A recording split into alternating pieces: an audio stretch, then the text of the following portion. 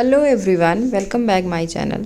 ये मेरा one liner notes है जिसमें 20 प्रैक्टिस सेट्स भी दिए गए हैं, जिसको मैं रोज़ टाइमिंग लगा करके उसको मैं सॉल्व करने की कोशिश करती हूँ कि मैं कितने घंटे में, कितनी देर में, कितने टाइम में अपना मैं 150 क्वेश्चंस सॉल्व कर सकती हूँ। और आप लोग भी यही करते रहिए, कम से कम रोज़ दो प्रैक्टिस सेट तो आप लोग रोज़ लगाइए, कंटिन्यूटी रखिए। ऐसा नहीं कि एक दिन में पूरा आप लगाइए, लेकिन कंटिन्यूटी रखिए। एक दिन में आप एक ही प्रैक्टिस सेट लगाइए। आपके पास नहीं टाइम है, हम हाउस वाइफ के पास टाइम भी तो बहुत कम ही होता है। तो यहाँ पर मैं प्रीवियस ईयर के क्वेश्चंस और 2018 के क्वेश्चंस जो आए हुए थे उसको सॉल्व करने की कोशिश कर रही हूँ। उसके हिसाब से देखने की कोशिश कर रही हूँ मेरी प्रिपरेशन कहाँ तक है। मैंने सॉल्व किया 2018 का पेपर, तो फिर नंबर तो मेरे ठीक ठाक आए थे, बहुत एवरेज में अच्छे खासे ठीक ठाक नंबर आए थे मेरी समझ से। अब पता नहीं PYQs हैं इसलिए अच्छे नंबर आए थे। कुछ न्यू क्वेश्चंस हमारे सामने आते हैं तो समझ में आता है कि हमारे कितने नंबर इंक्लूड हो गए उसमें। और PYQs को अगर मतलब आपके मैक्सिमम क्वेश्चंस के आंसर भी सही आ रहे हैं तो भी आप कम ही एवरेज लगाइएगा, क्योंकि जब न्यू क्वेश्चंस आते हैं तो थोड़ा हमें एक्स्ट्रा टाइम भी देना पड़ता है उसको, और एक्स्ट्रा टाइम और एक्स्ट्रा जो है दिमाग लगाना पड़ता है उसमें। तो फिर लगता है कि क्या रहेगा क्या नहीं रहेगा। और नेगेटिव मार्किंग है तो एक्यूरेट क्वेश्चन के आंसर भी देने हैं हम लोग को। कम ही दीजिए लेकिन एक्यूरेट दीजिए, ताकि आपके जो सही हैं उसके भी मार्क्स ना कट जाएं। तो हम लोग की प्रिपरेशन ऐसी कंटिन्यूटी बनी रहनी चाहिए। मैं तो एक हाउस वाइफ हूँ। हाउस वाइफ्स के लिए तो रात का टाइम सबसे सूटेबल रहता है पढ़ाई के लिए।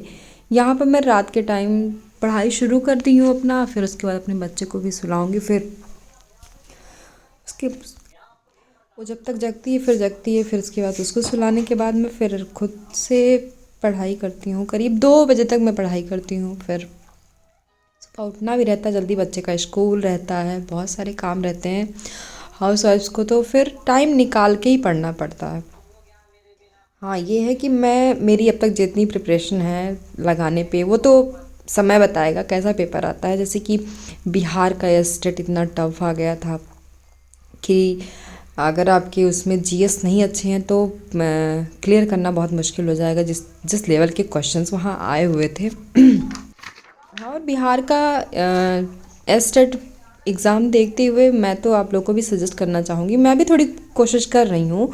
मैं आप लोग को सजेस्ट करना चाहूँगी, रिवीजन के साथ साथ, प्रैक्टिस के साथ साथ आप लोग जो प्रीवियस ईयर के 2024 के 23 के नेट के पेपर जो एग्ज़ाम हुए हैं उनके PYQs भी लगाते रहिए, क्योंकि वहाँ पर तो 45 क्वेश्चंस शायद एस्टेट में वहाँ से आउट हुए थे। और मैं एक बात कहना चाहूँगी, प्लीज़ मेरे चैनल को सब्सक्राइब करिए और प्लीज़ सपोर्ट मी, ताकि मैं भी अपनी प्रिपरेशन की बातें शेयर करती रहूँगी। तो आप लोग को भी थोड़ा, यहाँ पर बच्चे को खाना खिलाने जा रही थी, खाना खिला के भी मैं इसको सुला दूँगी।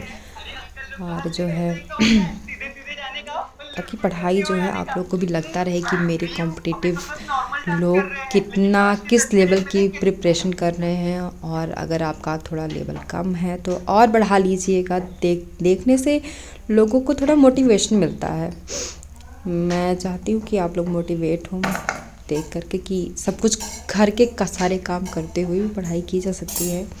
Please subscribe my channel.